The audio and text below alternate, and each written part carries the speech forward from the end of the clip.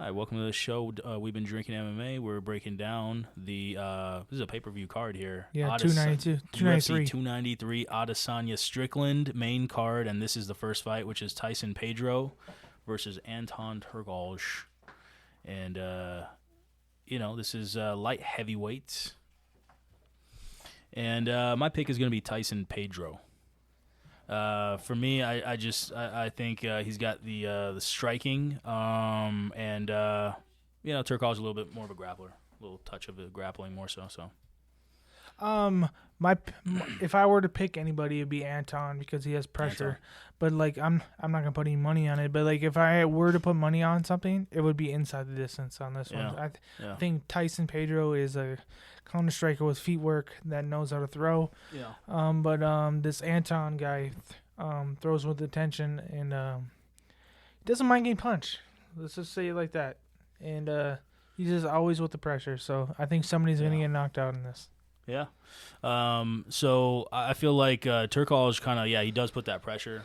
And he has some weird strikes, the spinning stuff. He's like Bruce Leroy. Yeah. You know what I mean? Spinning back fists, spinning elbows.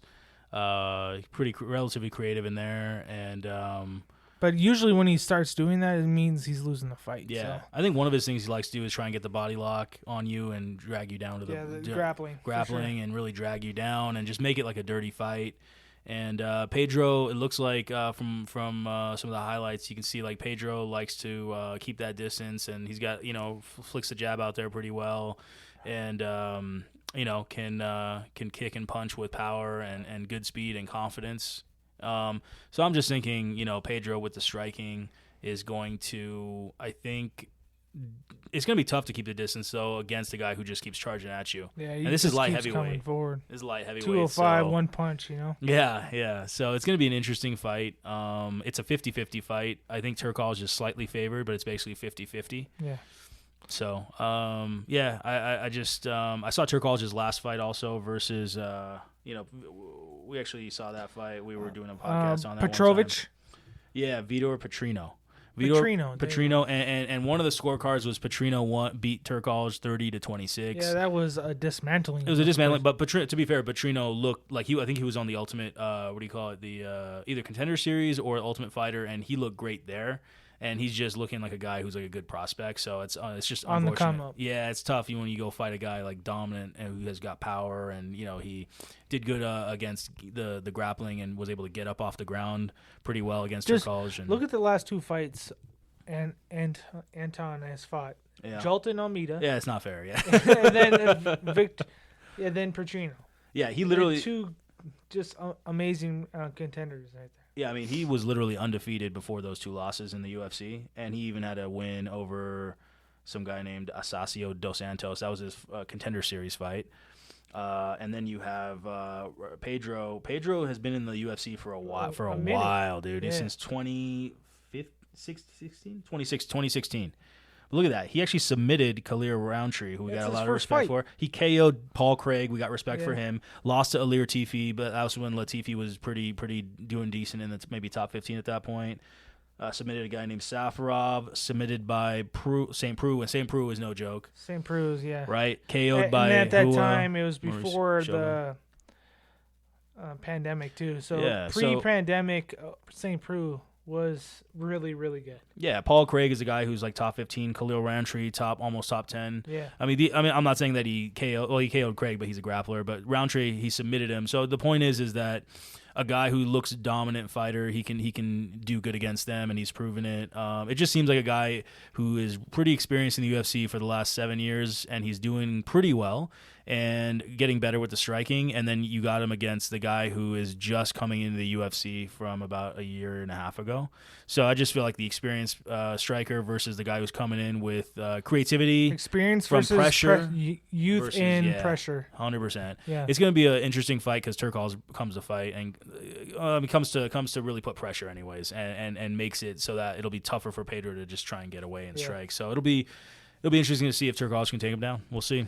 My pick is inside distance, and Rowe You're going anyone by inside the distance. Yeah, It's gonna end early. I don't really have a winner because the more you talk about Tyson, the more I'm like, maybe I should pick him. Yeah. But like, I just like Anton's pressure, and I don't know if that's gonna be a detriment to him or it's gonna be good for him. So right. So I'm gonna inside distance. Right. Yeah. I just like Pedro's experience. He's beaten some really, really, pretty relatively top guys, people who are now in the top 10, top 12. In the past, obviously it was, but still, he's got wins over them. Only lost to top tier guys more so, who are in the top 15 and stuff, or people who used to be former champions like Shogun. Other than that, he's doing pretty good overall, and the striking looks good. Looks like it should be. I feel like Tyson Pedro is going to be able to find that distance early. Not early. It'll probably take a round to get used to Turkalj's pressure, but after about the second round. It might be interesting also for also a live bet because it might be the first round might be a little bit messy. Tyson gasses out sometimes. So. Yeah. Okay. So I don't know, but like I